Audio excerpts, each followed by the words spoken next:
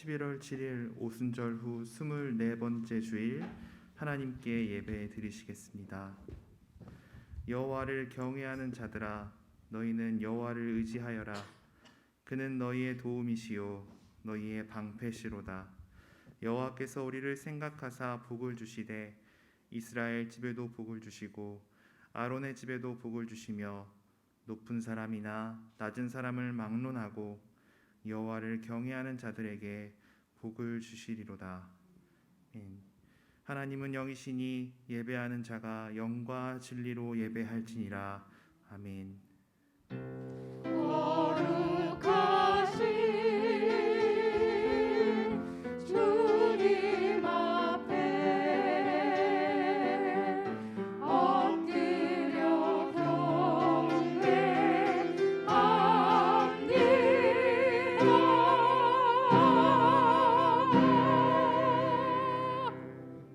다 같이 일어나셔서 경배의 찬송가 68장 오 하나님 우리의 창조주시니 찬양 드리시겠습니다. 가정에서도 일어나 주십시오.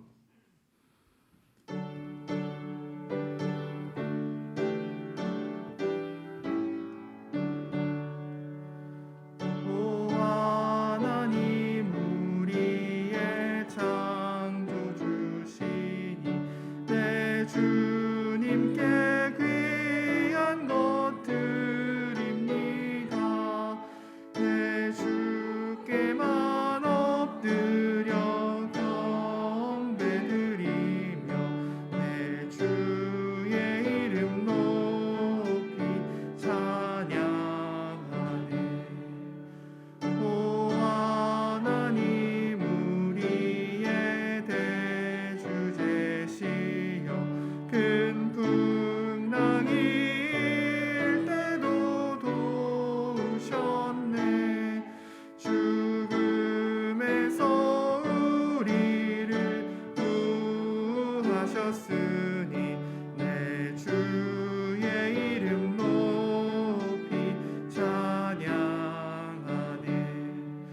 주 하나님 이름을 함께 높이며 대주제께 영광을 돌리오리. 그 능력이 우리를 지켜주시니 주 하나님을 높이 찬양하네.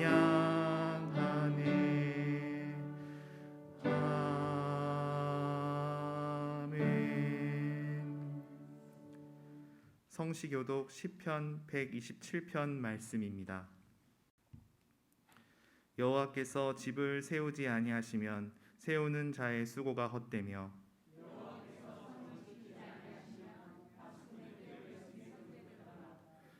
너희가 일찍 일어나고 늦게 누우며 수고의 떡을 먹음이 헛되도다.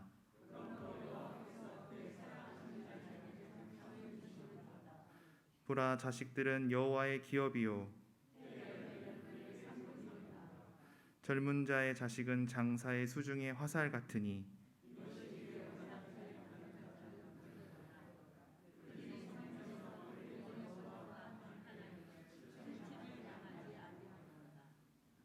다 같이 고백의 기도를 드리시겠습니다.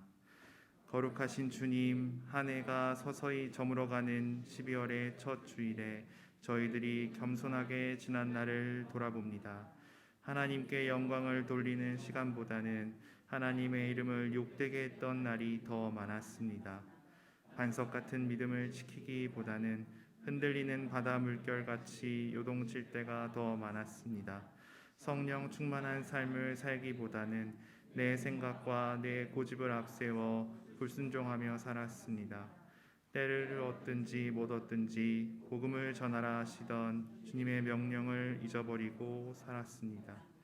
주님의 몸된 교회를 위해 헌신하고 봉사하는 것을 하루하루 미루다가 어느덧 한 해의 끝자락에 와 있습니다.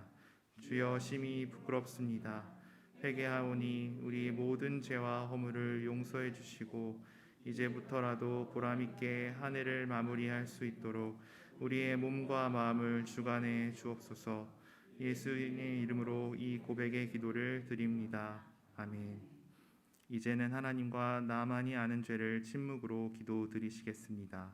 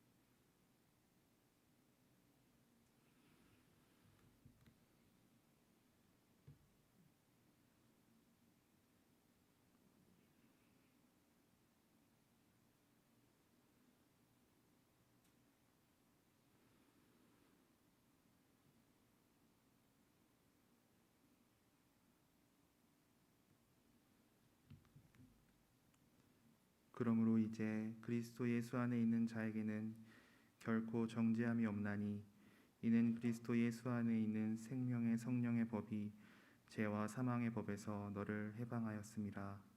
아멘. 성자 성령 찬송과 영광 돌려보내세 주로 지금까지 영원 무궁토록 성삼위께 영광 아멘.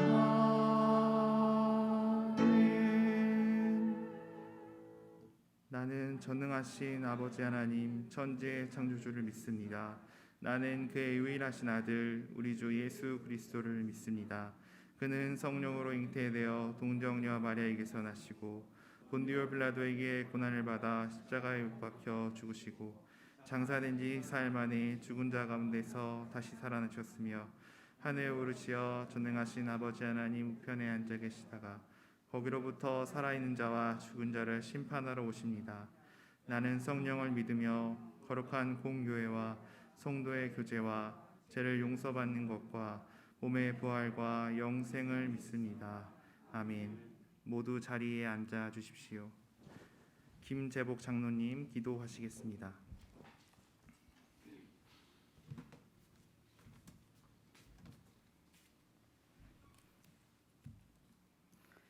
은혜가 풍성하신 하나님 아버지, 사랑으로 우리를 먹이시고 늘 푸른 초장으로 인도하시는 하나님께 감사와 찬양을 올려드립니다. 부족한 저희들이 하나님의 크신 섭리 가운데 보호하셔서 이 세상을 살게 하실 뿐만 아니라 하나님을 아버지라 부르는 귀한 자녀로 삼아주심을 감사드립니다. 감당할 수 없는 큰 은혜를 받은 저희들의 믿음과 삶이 그 은혜에 합당한 자로서 날마다 변화시켜 주시고 주께로부터 거저받은 것을 거저 나누어 주는 하나님의 작은 제자로 살아가게 인도하여 주시옵소서. 자비로우신 하나님, 지난 한 주간 동안 각자의 처소와 일터에서 자신에게 주어진 역할을 감당하며 살았으나 우리 속에 남아있는 죄성과 육신의 연약함으로 말미암아 하나님께서 주신 삶의 원리에 충실하지 못하고 우리의 짧은 지혜와 세상의 경험을 의지하려 했던 어리석음을 고백합니다. 또한 우리가 삶 속에서 만나는 모든 이들에게 죽게 하듯 섬기지 못한 것을 고백합니다. 좁은 문으로 들어가기보다는 넓고 편한 길로 타협하여 편하게 세상을 살고자 한 것을 고백하오니 주님 용서하여 주시고 긍휼을 베풀어 주시옵소서. 이 예배를 통해 새롭게 회복되는 귀한 은혜가 임하기를 간구합니다. 주께서 친히 이곳에 임하셔서 저희를 만나 주시고 저희들이 드리는 예배를 기쁘게 받아 주시옵소서. 좋으신 하나님, 우리의 삶의 자리가 너무도 빠르게 돌아가는 이 시간들이지만 말씀 앞에서 잠시라도 멈추고 우리의 모습들을 돌아보면서 하나님의 뜻을 분별하게 하여 주시고 하나님이 기뻐 받으시는 올바른 믿음의 모습으로 성숙해 가는 저희들이 되게 하여 주시옵소서. 가을의 풍성한 가을의 풍성한 만큼 우리의 영혼이 더욱더 하나님을 바라봄으로 늘 주의 은혜가 충만케 채워지기를 기도드립니다. 매 순간마다 하나님을 찬양하는 삶이 되게 하셔서 한결같은 사랑으로 우리를 지켜주시고 돌보시는 은혜를 깨달아 알게 하셔서 하나님의 도우심과 말씀의 능력을 경험할 수 있도록 은총을 베풀어 주시옵소서. 전능하신 하나님, 국가와 교회와 인생의 주권이 하나님께 있음을 믿사오니 이 나라와 이 민족에게 함께하여 주셔서 앞으로 세워질 차기 대통령이 하나님 보시기에 합당한 인물이 선출되고 세워져서 올바른 국정을 펼쳐지게 인도하여 주시옵소서.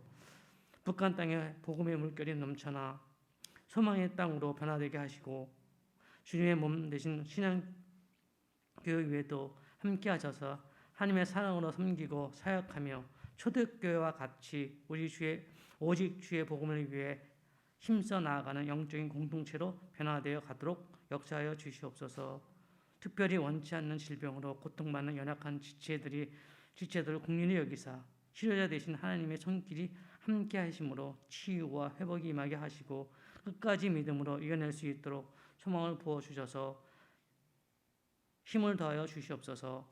이 시간 말씀을 전하실 목사님께 성령의 두루마리를 입혀 주셔서 하나님의 말씀만을 대언하게 하시고 듣는 저희 모두가 아멘으로 화답하여 선포되어지는 말씀대로 행하며 하나님을 영원롭게 하는 삶을 사는 저희 모두가 되게 하여 주시옵소서. 이 예배를 돕는 모든 손길과 하나님께 찬양으로 영광 돌려는 중찬의 찬양을 기쁘게 받아주시고 하나님 홀로 영광 받으시옵소서. 이 모든 말씀을 우리 구주 예수님의 이름으로 기도드리오며 지금은 주님께서 가르쳐주신 기도로 기도하오니 아버지의 이름을 거룩하게 하시며 아버지의 나라가 오게 하시며 아버지의 뜻이 하늘에서와 같이 땅에서도 이루어지게 하소서. 오늘 우리에게 일용할 양식을 주시고 우리가 우리에게 잘못한 사람을 용서하여 준 것 같이 우리 죄를 용서하여 주시고 우리를 시험에 빠지지 않게 하시고 악에서 구하소서. 나라와 권능과 영광이 영원히 아버지의 것입니다. 아멘. 주여 우리 기도 들으사 주님의 거룩하신 뜻대로 인도하소서. 아멘.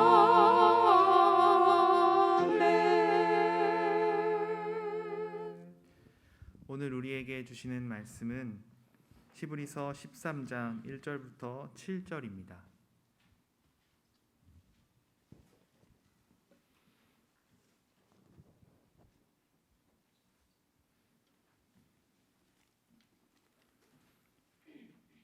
하나님의 말씀을 봉독하겠습니다. 형제 사랑하기를 계속하고 손님 대접하기를 잊지 말라. 이로써 부지 중에 천사들을 대접한 이들이 있었느니라. 너희도 함께 갇힌 것 같이 갇힌 자를 생각하고 너희도 몸을 가졌은즉 학대받는 자를 생각하라. 모든 사람은 결혼을 귀히 여기고 침소를 더럽히지 않게 하라. 음행하는 자들과 간음하는 자들을 하나님이 심판하시리라. 돈을 사랑하지 말고 있는 바를 족한 줄로 알라. 그가 친히 말씀하시기를 내가 결코 너희를 버리지 아니하고 너희를 떠나지 아니하리라 하셨느니라. 그러므로 우리가 담대히 말하되 주는 나를 돕는 이시니 내가 무서워하지 아니하겠노라. 사람이 내게 어찌하리요 하노라. 하나님의 말씀을 너희에게 일러주고 너희를 인도하던 자들을 생각하며 그들의 행실의 결말을 주의하여 보고 그들의 믿음을 본받으라. 아멘. 중창단 찬양이 있겠습니다.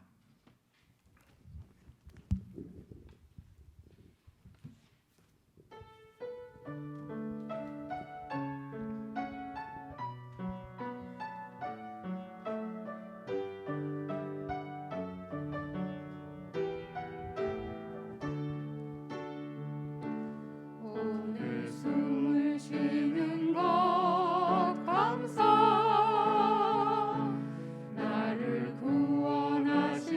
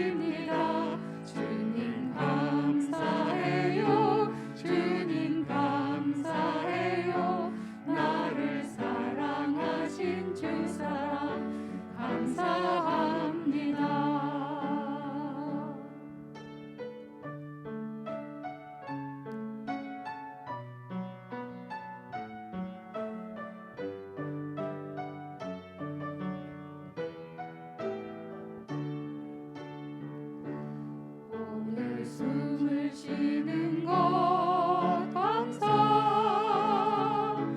나를 구원하신 것 감사 내 뜻대로 안 돼도 주가 인도하신 것 모든 것 감사 항상 주 안에 있음 감사 참된 소망 주심도 감사 나 같은 사람도 자녀 삼아 주신 것 모든 것 감사 주님 감사해요 주님 감사해요 내가 여기까지 온 것도 은혜입니다 주님 감사해요 주님 감사해요 나를 사랑하신 주 사랑 감사합니다 주님 감사해요 주님 감사해요 내가 여기까지 온 것도 은혜입니다 주님 감사해요 주님 감사해요 나를 사랑하신 주 사랑 감사합니다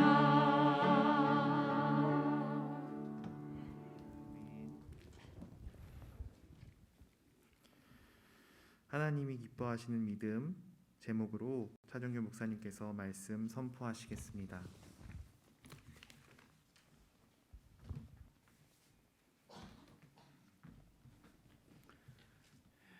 반갑습니다. 우리가 다시금 이렇게 만나 예배할 수 있는 날이 참 이렇게 오게 되는 것은 하나님의 은혜고 또 가정에서 예배드리는 모두에게도 주님의 은총이 충만하시기를 기원합니다. 사람들은 우리가 예전에 비해서 잘 살고 있다고 그렇게 얘기합니다. 여러분도 동의하십니까? 그런 건가요? 그 한겨레 신문에 그런 기사가 났습니다. 2018년 이후로 한국의 1인당 국민 총소득이 국민 한 명당 1년에 3만 달러가 넘었다는 거예요. 사실 우리가 6.25를 지나면서는 67달러였습니다. 근데 3만 달러가 넘었다. 그건 1인당 벌어들이는 돈이 3,600만 원 정도가 된다. 그런 얘기예요. 그러니까 이 얘기로 본다면 우리는 명실상부하게 선진국이라고 이렇게 얘기할 수 있습니다. 그래서 3만 달러가 넘는 사람들이 모인 5천만 명의 인구를 가진 나라, 그래서 30, 50 클럽에 우리가 속했다는 그런 얘기를 합니다. 세계에서 7번째로 우리가 진입을 한 거예요. 그러니까 우리가 4인 가족을 생각해 본다면 그렇게 뭐 3만 달러가 4인 가족이면 결국 한 사람당 그 정도 되니까 결국 4인 가족이면 1억 원이 넘는 돈을 우리가 소득으로 잡혀 있다는 거예요. 그런데 실제적으로 우리들의 삶은, 서민들의 삶은 그렇게 풍요로워진 것은 아니죠. 물론 소득 3만 달러의 시점의 선진국들은 복지라든가 노동이라든가 이런 실질적인 문제들이 해결이 돼가면서 실질적인 삶의 어떤 수준들이 그만큼 올라간 반면에 우리는 그것이 아직 편차가 많은 거예요. 그래서 아직 갈 길이 좀 멀다. 우리는 국민 총생산량은 그렇게 많이 벌어들였다 할지라도 개개인의 삶은 아직 그렇게 되지 못하고 있다. 그런 얘기입니다.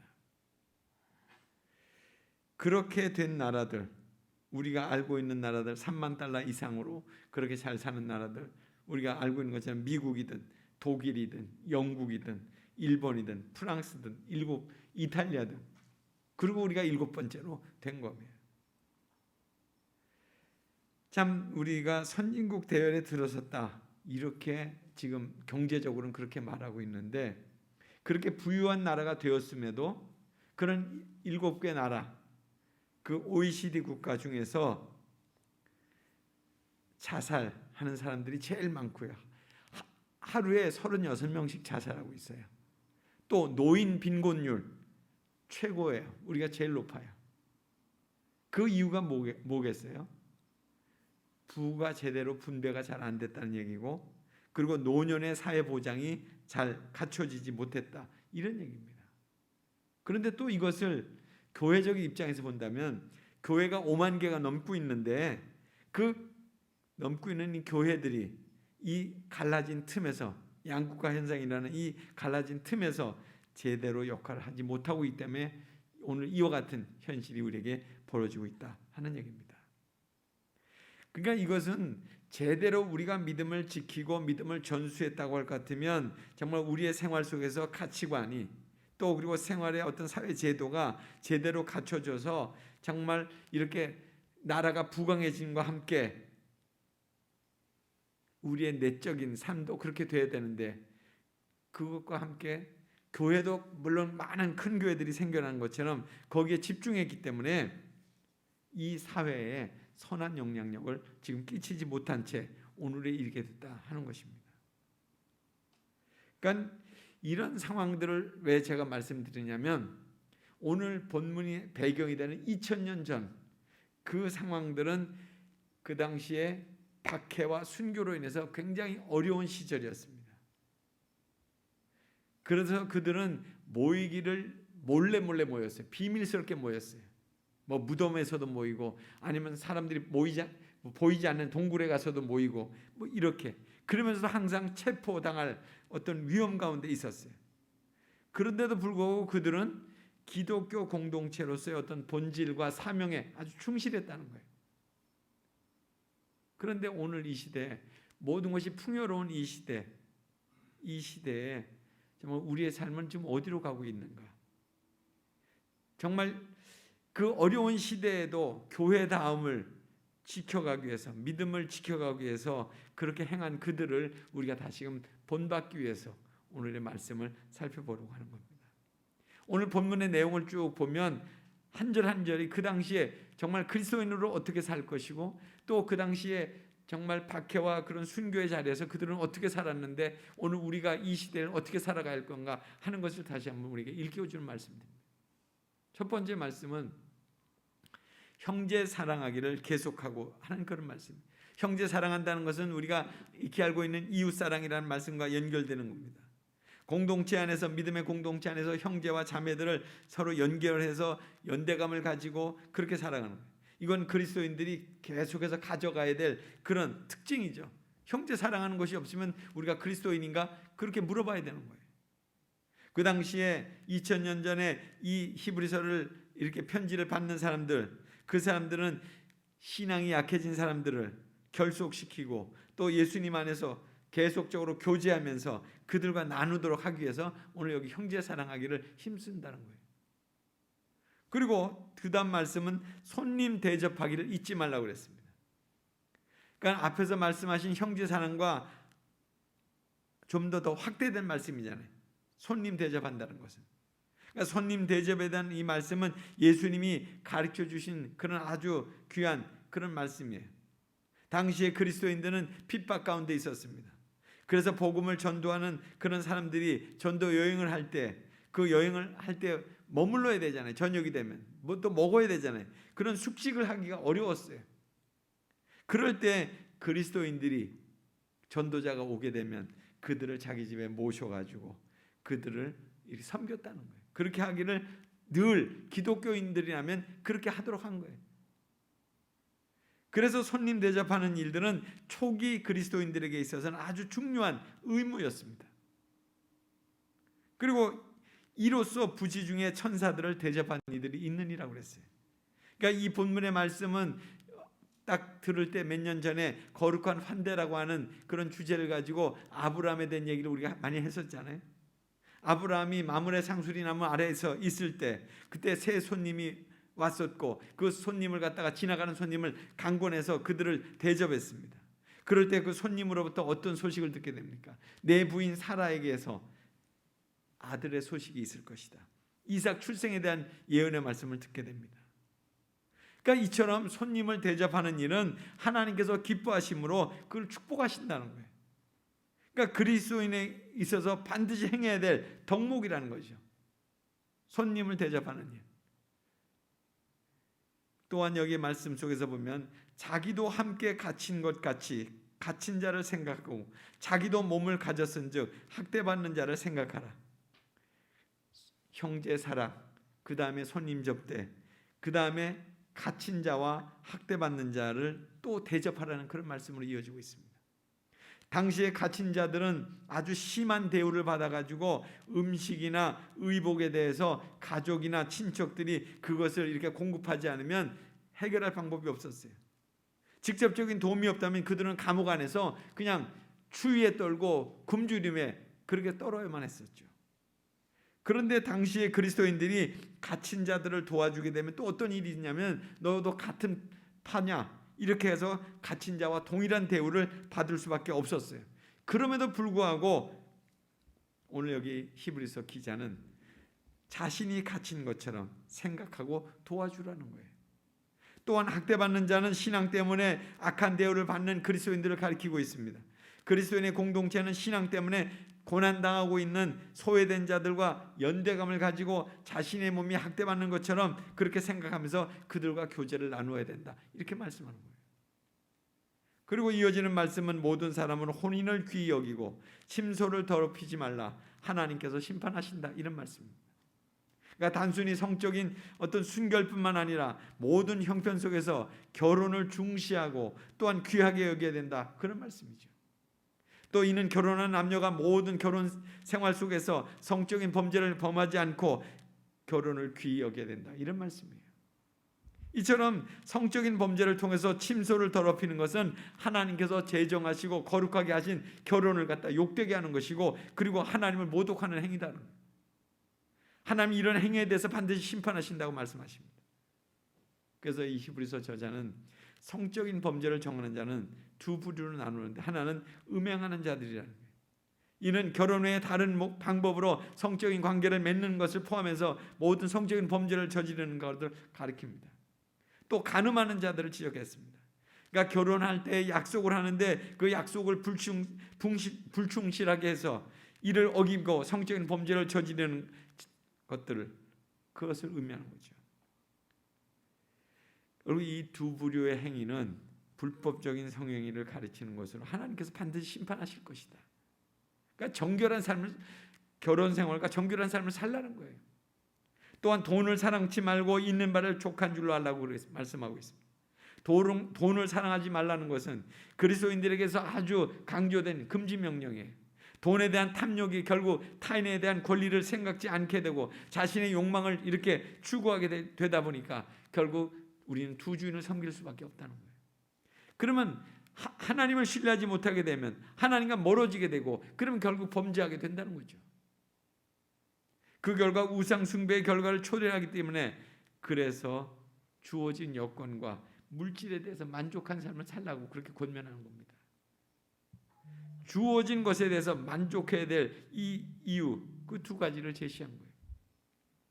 그가 친히 말하기를 과연 내가 너희를 버리지 아니하고 과연 너희를 떠나지 아니하리라고 그렇게 말씀하시는 거예요. 그러니까 그리스도인들이 돈을 사랑하지 아니하고 현재 주어진 여건에 만족하기 때문에 하나님께서 자기 백성을 지켜주시고 하나님께서 함께 해주시겠다고 그렇게 약속하시는 겁니다. 모든 세상 만물을 창조하신 하나님께서 함께 하시면서 지켜주신다고 하는 것은 바울과 같이 참으로 현재에 주어진 환경에 만족한다. 내가 빈부에 다 처할 줄 안다는 거예요. 내가 있거나 없거나 다 내가 하나님으로 만족한 삶을 산다. 이런 고백이죠. 그러므로 우리가 담대히 가로되 주는 나를 돕는 자 시오니 내가 무서워 아니하겠노라. 사람이 내게 어찌하리요.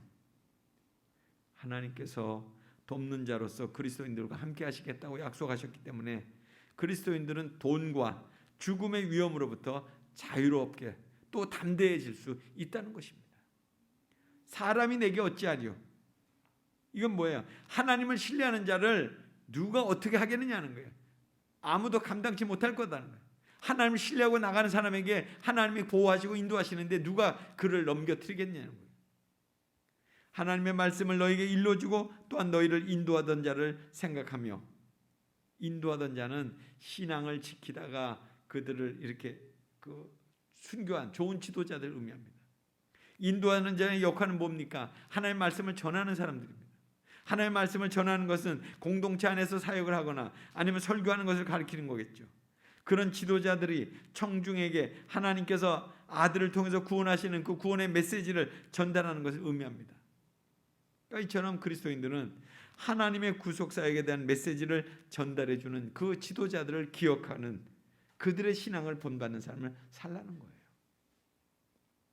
저희 행실의 종말을 주의하여 보고 너희의 믿음을 본받으라. 저희의 믿음을 본받으라. 그러니까 매일의 생활의 결과를 나타내는 거죠.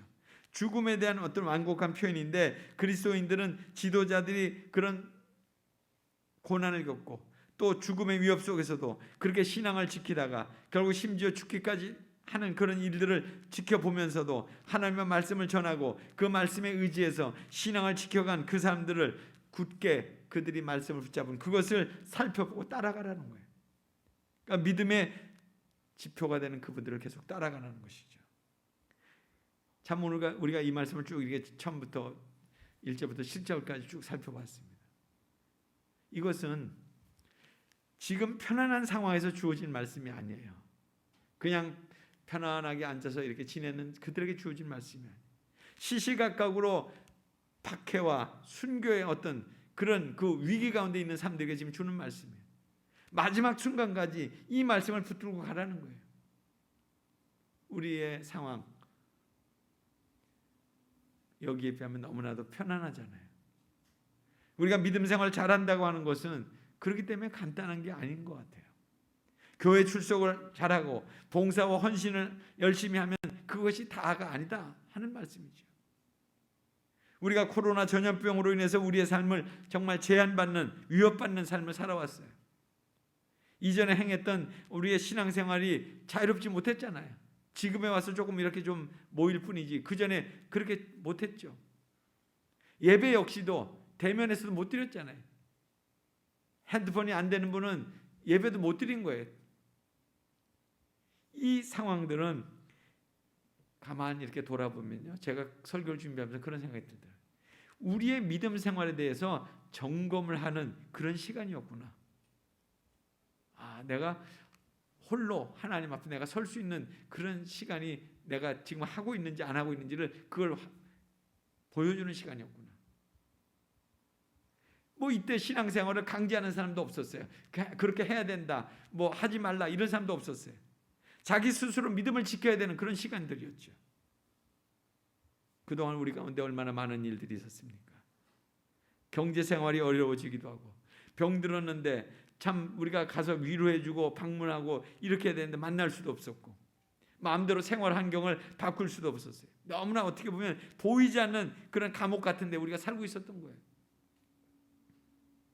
관계에서나 소통을 하는 일에 있어서 스스로 하거나 단절된 삶을 살았다는 거예요. 이 시기가 무척이나 힘들고 우리의 삶을 지치게 했습니다. 그런데 우리가 그래도 믿음을 지녔다고 하는 것이 사실 소망 아니었어요. 그래서 하나님이 계시니까, 하나님이 우리의 삶을 지켜보시니까 그 믿음 때문에 우리가 하루하루를 버텨온 거죠. 히브리서를 지금 읽고 있는 2000년 전에 그 당시의 사람들이 겪어야 했던 순교, 박해의 순간들을 믿음으로 이겨간 것처럼 우리의 상황이 그러한 순간을 지금 맞이하고 있다면 우리 역시도 그 같은 믿음으로 이겨가야 되지 않겠냐 하는 것이에요. 오늘 말씀은 그런 의미예요. 반복되는 말씀이지만 우리의 믿음을 삶에서 체험하는 거예요. 개인적으로 자신이 또 증거하는 거예요. 타인과 관계 속에서 증거하는 거예요. 이런 삶을 아비투스의 삶이라고 그랬습니다. 그러니까 말씀을 자기가 자기의 삶 속에서 체험하고 증거하는 삶을 사는 거예요. 아비투스의 삶. 그러니까 삶으로 증거하는 믿음이야말로 하나님을 기쁘시게 하는 믿음 아니겠어요? 그 믿음이. 우리는 좀 전에 말씀드린 것처럼 뭐 3만 불의 시대에 뭐 이제는 배고르는 이 없고 다들 잘 먹고 잘 살고 있다. 그렇다면 우리가 그 다음에 잘 믿는 그런 나라의 국민들이 되어 있느냐 하는 거예요. 반문을 해보면 아마 다양한 생각이 들어요. 소위 3만불 시대라고 하고 우리가 뭐 말하는 중산층의 삶을 산다고 하는 그런 사람들이 많아지고 있는 이때에 그렇게 우리가 거기에 긍정할 수 있을까? 먹고 사는 문제들에 대해서만 해결되었을 뿐 그 다음의 문제들은 아직 우리에게 남겨진 거예요. 그래서 제가 인터넷으로 한국인이 생각하는 중산층의 삶은 무엇인가를 한번 쳐봤어요. 그랬더니 한국 사람이 생각하는 중산층의 삶의 조건 정말 쇼킹했습니다. 제가 첫 번째, 빚 없이 아파트 30평 이상을 소유한 사람이 중산층이다. 두 번째, 월급이 500만 원 이상인 사람이 중산층이다. 세 번째, 자동차는 2000cc 이상 그런 중형차를 소유한 사람이 중산층이다. 네 번째, 은행에 저금한 돈이 1억 원 이상을 가지고 있는 사람이다. 다섯 번째, 해외여행을 1년에 한 차례 이상 다니는 사람이 중산층이라는 거예요. 여러분 눈치채셨는지 모르겠지만 다 돈과 관련된 얘기예요. 돈이 있으면 중산층이다 이런 얘기예요. 물론 이 이야기를 들으면서도 이 같은 조건이 모두에게 해당되지 않기 때문에 대하면서도 저는 아마 상대적인 박탈감이 많이 들었습니다. 이 나라 잘 산다고 하는 이 나라 재벌과 나라는 부유하지만 국민은 가난한 그런 나라 아니에요. 분리되어 있잖아요. 그래서 지금 정말 선진국이라고 하는 그 사람들의 중산층의 그 의미는 무엇인가? 그걸 또 제가 찾아봤더니 그 사람들은 물질이 아니었어요. 문화, 교양, 봉사의 삶에 기준을 두었다는 거예요. 이게 기준이 완전히 다른 얘기예요. 프랑스 여러 나라가 있었는데 프랑스의 기준을 보니까 이렇게 중산층의 기준이 이렇게 돼 있어요. 첫 번째, 외국어를 하나 정도 할 수 있어야 되고 직접 즐기는 스포츠가 있어야 되고 다룰 줄 아는 악기가 있어야 되고 남들과 다른 맛을 낼 수 있는 요리를 만들 수 있어야 되고 또한 사회 문제에 대해서 공적인 분노에 의원이 참여할 수 있어야 되고 여섯 번째, 약자를 도우면서 봉사활동을 꾸준히 하는 사람들. 그 사람들이 중산층이야. 미국을 또 살펴보니까 미국의 중산층의 기준을 이렇게 잡고 있는데 미국의 중산층의 기준을 공립학교에서 가르치고 있어요. 미국 시민이 되려면 이런 삶을 살아야 된다 이렇게 해서 가르치고 있는데 그 내용이 뭐냐면 첫 번째, 자신의 주장에 떳떳하고 그러니까 자기 주장이 떳떳해야 되는 거예요. 또한 두 번째는 사회적 약자를 도와야 되고 세 번째, 부정과 불법에 저항해야 되고 네 번째, 테이블 위에 정기적으로 받아보는 비평지가 있어야 돼요. 세상에 대한 어떤 것들을 좀 바라보는 눈을 갖는 그런 책자가 있어야 된다. 이게 중산층이라는 거예요. 그동안 우리의 삶의 기준이 너무 물질적인 욕망에 그렇게 사로잡혀 왔다는 거예요. 그러니까 중산층 기준이 완전히 선진국과는 다른 거죠. 우리도 선진국 대열에 있다고 하는데 다른 쪽으로 가고 있잖아요. 우리의 삶은. 그 같은 모습들은 아마 믿음을 가진 사람들조차도 그렇게 나타나고 있다는 같은 추세라는 거죠. 그런데 그것이 정말 아비투스의 삶으로 증거되지 않는다면 그것이 어떻게 참된 믿음이겠냐는 거예요. 제가 가만히 들여다보면서 그런 생각이 들었어요. 왜 우리는 이렇게 됐을까? 먹고 사는 거는 풍성해졌는데 왜 우리의 정신과 영적인 세계는 이렇게 공허하게 됐을까? 믿음의 전통이 그리 많지 않다는 거예요. 기독교적인 삶의 실천들이 너무나 미흡하다는 거예요. 교회가 많고 그리스도인들의 숫자가 많다고 하는 것 이거 가지고 기독교 국가라고 얘기할 수 없어요. 많은 지금 언론들이 통탄하고 있는 그거예요. 왜 우리는 이렇게 됐을까? 교회가 이 땅에 이렇게 많아졌는데 왜 이 땅에는 그리스도의 계절이 오지 않는 걸까? 근데 기독교 국가라고 하는 서구의 나라들은 교회는 별로 많지 않아요. 교인들 많지 않은 거예요. 그런데 그들의 의식 속에 기독교 가치관이 담겨져 있다는 거예요. 자신들의 상황이 어떠하든지 그냥 기독교적인 삶을 실천하는 거예요. 묵묵히. 참 하나님이 기뻐하시는 믿음이 과연 무엇이겠냐. 이 땅에 교회를 크게 세우고 많은 그리스도인들을 만드는 것이 아니라 정말 기독교적인 삶의 실천을 오늘 이 1절에서 7절의 말씀처럼 형제를 사랑하고 이웃을 대접하고 성결한 삶을 살고 기독교적인 삶을 실천하는 거예요. 이제 우리의 삶은 위드 코로나 시대로 인해서 이제 풀려지기 시작합니다. 사람들이 막 뭐 돌아다니는 사람들도 많아지잖아요. 이제 뭐 좀 더 나가게 된다면 뭐 여행도 많이 갈 거 아니에요. 많이 흩어질 거 아니에요. 속속들이 먼저 뭔가 우리가 그렇게 제한된 삶을 살았다고 생각하니까 그렇게 뛰쳐나갈 사람들이 많아요. 그럼 결국 우리의 믿음은 더 아마 바닥을 치게 되겠죠.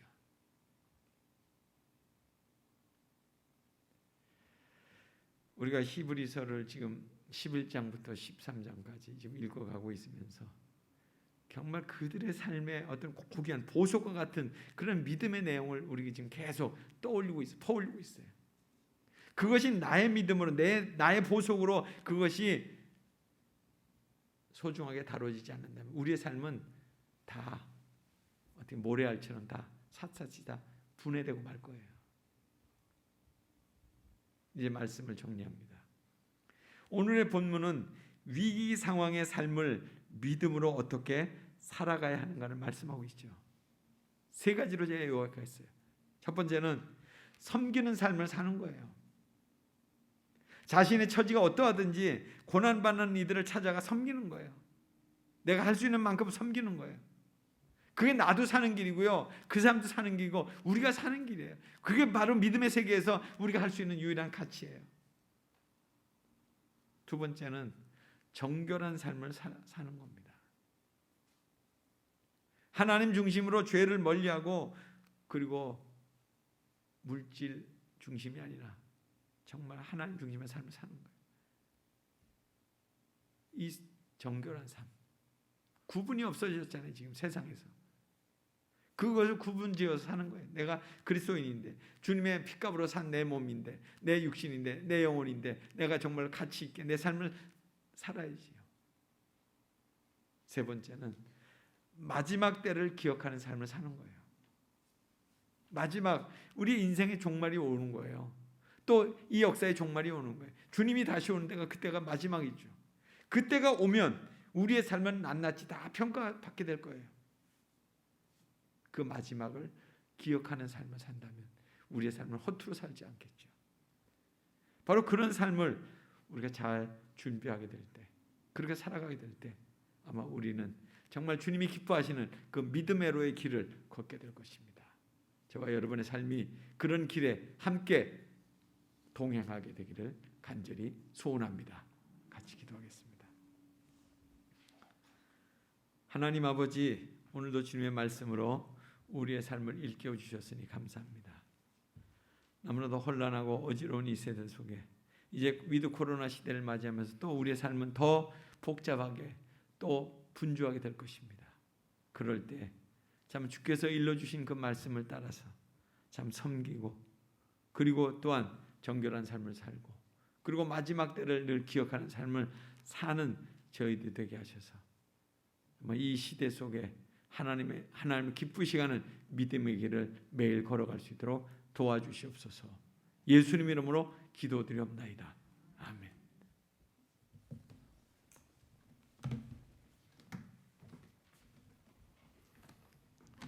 주신 말씀에 감사하며 찬송가 428장 내 영혼의 햇빛 찬양 드리시면서 헌금하시겠습니다. 가정에서도 헌금해 주시기 바랍니다.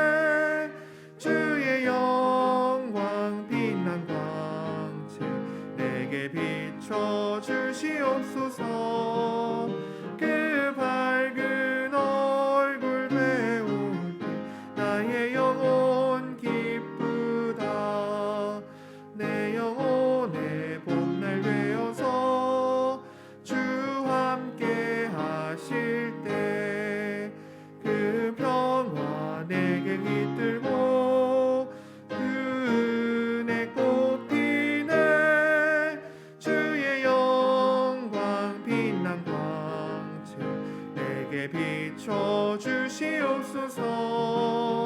그 밝은 얼굴 배울 때 나의 영혼 기쁘다. 내 영혼에 희락이 있고 큰 소망 넘치네. 주 예수 복을 주시고 또 내려주시네. 주의 영광 빛난 광채 내게 비춰 주시옵소서. 그 밝은 얼굴 배울 때 나의 영혼 기쁘다. 합심 기도를 함께 드리시겠습니다. 우리 말씀을 생각하며 섬기는 삶, 또 정결한 삶, 마지막 때를 기억하는 삶을 살아가면서 믿음이 우리의 삶 속에서 실체가 되고 주님을 경험하는 일들을 하게 하시옵소서. 같이 기도하고 오늘 북한 선교 주일로 북한 선교를 위해서 함께 기도하겠습니다. 그 땅에 복음이 계속해서 흘러 들어갈 수 있도록, 또 우리 교회가 맡은 사역들을 잘 감당할 수 있도록, 그리고 그 맡은 사역을 하는 사역자들, 우리 교회뿐만 아니라 북한 선교를 맡고 있는 많은 사역자들을 주님께서 힘과 능력으로 더하여 주시고 또 물질적으로 채워 주실 수 있도록 그렇게 우리 함께 기도하겠습니다. 같이 기도하겠습니다. 하나님 아버지, 오늘 말씀을 기억합니다. 위기 상황 속에서 우리가 어떠한 믿음으로 살아가야 할지, 이 코로나 상황 속에서 빈부의 격차가 더 커지는 이 상황 속에서 우리가 어떤 삶을 선택하고 또 어떻게 주님께 집중하며 이 한 주 한 주를 살아갈지 우리가 오늘 말씀으로 들었습니다. 주님, 우리가 섬기는 삶 속으로 살게 하여 주시옵소서. 그래서 부지 중에 우리가 많은 사람들을 섬기고 또 그들을 향하여서 우리도 살고 그들도 살 수 있는 그 귀한 손길을 뻗어서 우리 함께 삶을 부둥켜 안아주시는 그 예수님의 삶을 따라 살게 하여 주시옵소서. 또한 정결하기 원합니다. 돈에 우리의 마음이 치우치지 않고 또 성적인 타락으로 물들어가지 않고 우리가 정결함과 순결함으로 주님의 신부되어서 주님 이 땅에 또 살아갈 동안에 주님의 빛과 또 소금된 그 능력을 우리가 드러낼 수 있는 귀한 삶 그리고 그릇이 되게 하여 주시옵소서. 주님, 또한 우리가 마지막 때를 기억하며 살아가게 하여 주시옵소서. 우리의 신앙의 여정들이 계속해서 이어질 때 우리가 지금을 바라보고 또 미래를 바라볼 때 낙심할 수 있습니다. 하지만 늘 마지막 때에 다시 오실 주님, 이 모든 것들을 회복시키시고 우리의 눈물을 닦으실 그 주님을 기억하면서 늘 주님을 붙들면서 마지막 때를 기억하고 주님을 기대하며 살아가는 우리 신앙의 모든 성도들 되게 하여 주시옵소서. 또한 오늘 북한 선교의 주일로 함께 기도합니다. 주님, 그 땅에 계속해서 복음이 쉬지 않고 주님께서 흘려보내주시고 또 사람들과 많은 사역들을 통하여서 흘러갈 수 있도록 주님 역사하여 주시옵소서. 주님, 또한 우리 교회가 함께 맡은 여러 가지 사역들이 있습니다. 주님, 그 사역들을 감당할 때에 늘 우리 가운데 소망 주시고 또 함께 이 일을 감당하면서 주님 여러 가지 사람들을 또 만나고 탈북민들도 만나고 또 그렇게 우리 관계를 이어갈 때 성령님 역사하셔서 우리가 서로 다른 문화와 그 삶 속에 살아가지만 주님 마음을 열게 하시고 또 서로를 이해하게 하시고 더욱 사랑할 수 있도록, 그래서 사랑할 수 없다, 끊어져 있다라고 우리가 생각하면서 벽을 치는 것이 아니라 주님께서 주신 사랑을 가지고 또 성령의 능력으로 말미암아 그 경계를 넘어서고 우리가 함께 더불어 살아갈 수 있는 그 사역들의 열매들을, 결실들을 맺어갈 수 있도록 주님 역사하여 주시옵소서. 주님, 더욱이 이 사역에 몸담고 있고 또 주님의 부르심을 받아 주님 그 삶을 드리고 있는 많은 사람들이 있습니다. 우리 교회에 함께 사역하시는 분들뿐만 아니라 주님 이 땅에서 또 북녘 땅에서 또 그 인근 주변 나라에서 일하시는 많은 선교사님들과 또 함께 연결되어 있는 분들 주님께서 보호하시고 지켜주시고 주님 그 사역을 감당할 때에 부족함이 없도록 주님 말씀의 능력을 부어주시고 성령의 기름 부으심으로 함께 하셔서 주님 그분들이 오늘도 여러 가지 상황들과 환경 속에 처하실 때에 주님께서 주님의 능력의 손으로 붙들어 두사 주님 맡은 사역을 감당하기에 부족함이 없도록 주님께서 역사하여 주시옵소서. 주님, 물질에 필요한 것들도 주님 풍성하게 채워주시고 주님 또 필요한 사람들과 많은 연결되는 기관들 주님 연결시켜 주셔서 이 일들을 잘 감당하실 수 있도록 주님 기도하고 또 주님의 능력을 구합니다. 주님 역사하여 주시옵소서. 하나님 아버지, 오늘 우리가 함께 들은 말씀을 기억하면서 우리가 처한 많은 위기의 상황들, 어려운 상황 속에 주님의 말씀 또 주님의 인도하심을 의지하면서 또 섬기는 삶으로, 정결함의 삶으로, 또 마지막 때를 기억하는 삶으로 살아가게 하여 주시옵소서. 주님, 그래서 우리가 말씀을 읽고 배우고 마음에 새길 때에 주님 그 말씀이 믿음으로 말미암아 우리의 삶의 실제가 되고 그것들이 드러나는, 그래서 체험되고 또 증거되고 또 전통으로 이어져가는 우리 그 삶을 살아가는 모든 신앙의 성도들 되게 하여 주시옵소서. 주님, 오늘 북한 선교의 날입니다. 주일입니다. 주님, 북한 땅을 향한 주님의 마음 우리도 알게 하시고 주님 그 땅을 향하여서 복음을 흘려보내시고 계속해서 주님의 은혜를 부으시는 것들을 우리가 기억하면서 이 우리 교회 맡은 사역들을 잘 감당할 수 있도록 주님 도와주시옵소서. 주님, 그래서 우리의 사역에 연결되어 있는 많은 사람들, 또 탈북민들, 그리고 그 땅에 살아가는 사람들을 향하여서 우리가 섬길 수 있고 또 그 섬김으로 말미암아 주님 우리가 우리의 경계들을 뛰어넘어서 또 말씀을 전할 수 있고 또 사랑을 전할 수 있고 또 주님의 은혜를 전달할 수 있는 그 귀한 사역들로 이어지게 하여 주시옵소서. 주님, 이 사역을 감당하는 많은 분들이 계십니다. 주님, 그 사역자분들께서 오늘도 사역하실 때 또 앞으로도 사역하실 때 주님께서 능력을 부어주시고 또 성령으로 함께 하셔서 모든 난관과 어려움 속에서 소망을 잃지 않고 주님을 붙들며 나아가는 귀한 사역자분들, 또 연결되어 있는 모든 분들 되실 수 있도록 주님 역사하여 주시옵소서. 주님, 오늘 우리가 이 헌금을 귀하게 드립니다. 그래서 이 사역에 또 보탬이 되고 또 주님께서 주시는 모든 것들을 또 풍성하게 또 누리고 또 그리고 여기 함께 우리가 함께 헌금을 드리면서 주님 마음에 우리가 참여할 수 있는 귀한 시간 또 귀한 예물 될 수 있도록 주님 역사하시고 축복하여 주시옵소서. 각 가정과 또 직장과 사업장에서 함께 일하시며 하루하루 고군분투하시는 많은 분들이 계십니다. 주님, 그분들께도 주님 함께 하셔서 우리가 살아가며 주님께서 주시는 것들을 다 기억하며 또 감사하는 귀한 시간 되게 하여 주시옵소서. 감사드리며 예수님의 이름으로 기도드립니다.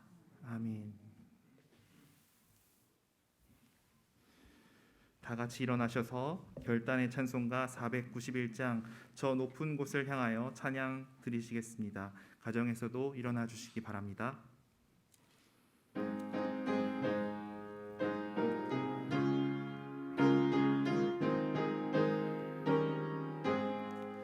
저 높은 곳을 향하여 날마다 나아갑니다.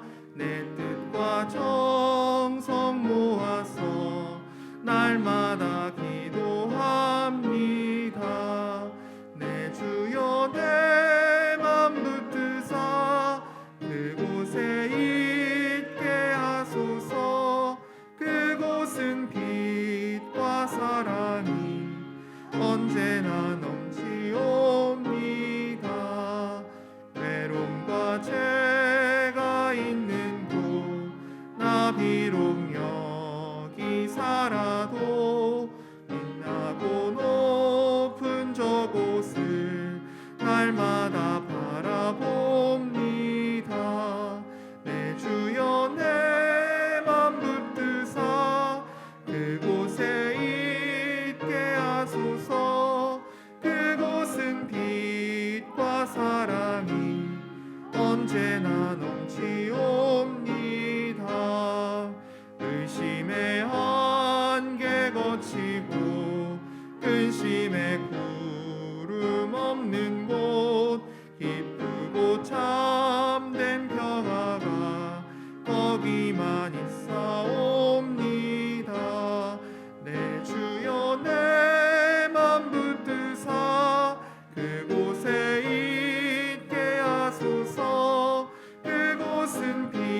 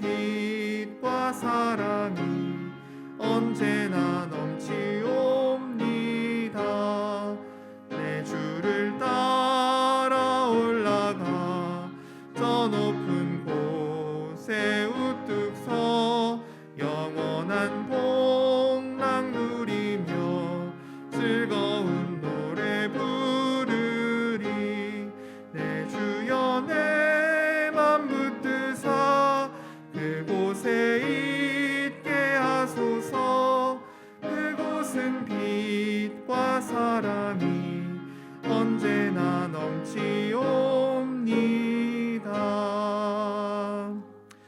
차정규 목사님 축도해 주시겠습니다.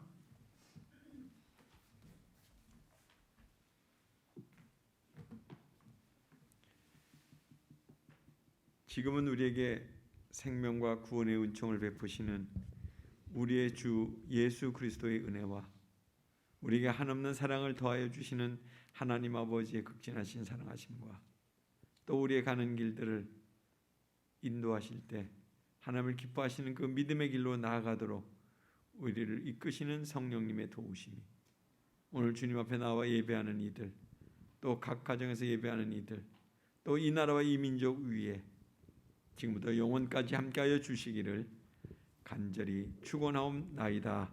아멘. 축복의 하나님, 은혜의 하나님, 이 세상 사는 동안 인도하소서.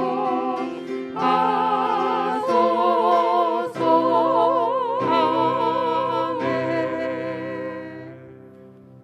옆 사람과 인사하겠습니다. 하나님이 기뻐하시는 믿음으로 살겠습니다. 자리에 앉아주시기 바랍니다. 교회 소식을 전해드리겠습니다. 다음 주 1부 예배 오전 8시, 또 2부 예배 오전 11시로 드려지게 되고 온라인 실시간 예배와 대면 예배로 드려지게 됩니다. 12월 14일, 그러니까 다음 주부터는 본당 좌석이 75석까지 개방됩니다. 이곳에는 접종을 완료하신 분들이 와서 함께 예배를 드리시겠고, 그리고 선교관에서는 이제 아직 접종하지 못하신 분들이나 혹은 그분들과 같이 오신 분들 가셔서 중계하는 영상으로 같이 예배를 드리시게 됩니다. 오늘은 북한 선교 주일입니다. 그리고 당회가 오후 3시에 목양실에서 있습니다. 새벽기도는 오전 6시 교육관에서 드리고 또 줌으로 함께 할 수 있으십니다. 그리고 수요기도회 수요일 오후 8시 반 줌으로 함께 합니다. 저금통 이제 구제헌금은 이제 추수감사절 21일 날 봉헌해 주시면 됩니다. 그리고 전도팀에서 추수감사절 맞이 초대장을 준비했습니다. 그래서 초대하시고자 하는 분들이 있으시면 우리 전도팀에 알려주시면 다음 주에 초대장을 드리도록 하겠습니다. 목장별로 과일 제출 20일 토요일 오후 12시 정오까지 이곳으로 가져다 주시면 함께 여기에 같이 놓도록 하도록 하겠습니다. 네, 그리고 교회 입장 시에 신발을 착용하는 것에 대한 찬반 투표가 다음 주에 진행이 됩니다. 이 판과 라벨지를 준비할 테니까 그렇게 자기 이름을 떼서 원하시는 곳에 붙이시면 되고, 그리고 11월 12일, 13일 탈북민을 위한 김장 활동이 있습니다. 네, 기억해 주셔서 함께 참여하시고 또 같이 해주시면 좋겠습니다. 11월 암송 구절 히브리서 13장 1절과 2절 말씀입니다. 네. 히브리서 13장 1절과 2절 말씀 우리 화면을 보면서 같이 읽도록 하겠습니다. 자, 같이 읽겠습니다. 시작. 형제 사랑하기를 계속하고 손님 대접하기를 잊지 말라. 이로써 부지 중에 천사들을 대접한 이들이 있었느니라. 아멘. 네, 교우 동정입니다.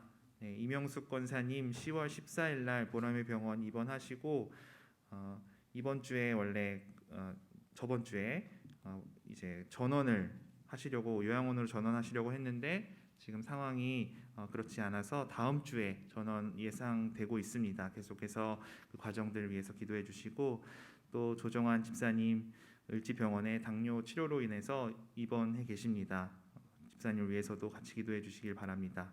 그리고 김혜남 권사님 서울암 청년 쌍문동으로 이사를 가고 또 거기서 이제 권사님 계속해서 항암 치료 진행하고 계십니다. 같이 기도해 주시길 바랍니다. 네.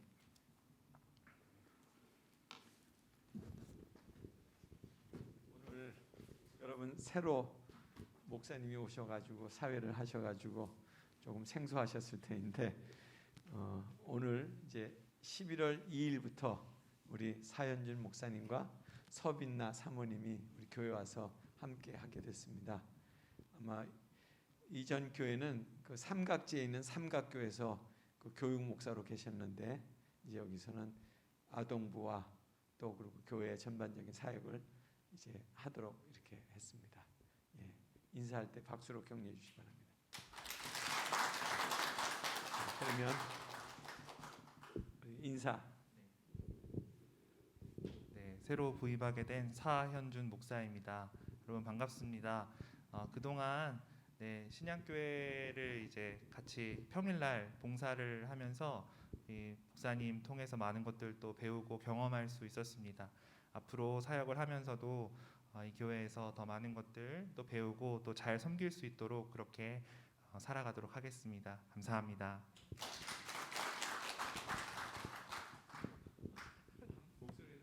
네, 안녕하세요. 저는 같이 섬기게 된 서빈나라고 합니다. 목사님 봉사할 때 소식을 종종 전해 들었었는데 이렇게 이어져서 같이 섬기게 돼서 감사하고 기쁘고요. 앞으로 잘 부탁드립니다. 여기 두 사람만 온 거 아닙니다. 세 사람입니다. 예, 이제 12월 달에 또 아기를 출산하시게 됩니다. 예, 여러분 많이 기도해 주시기 바랍니다. 예, 같이 한번 기도하겠습니다. 하나님 아버지 감사드립니다. 하나님의 교회에 함께 동역할 우리 목사님과 사모님을 보내주셨습니다.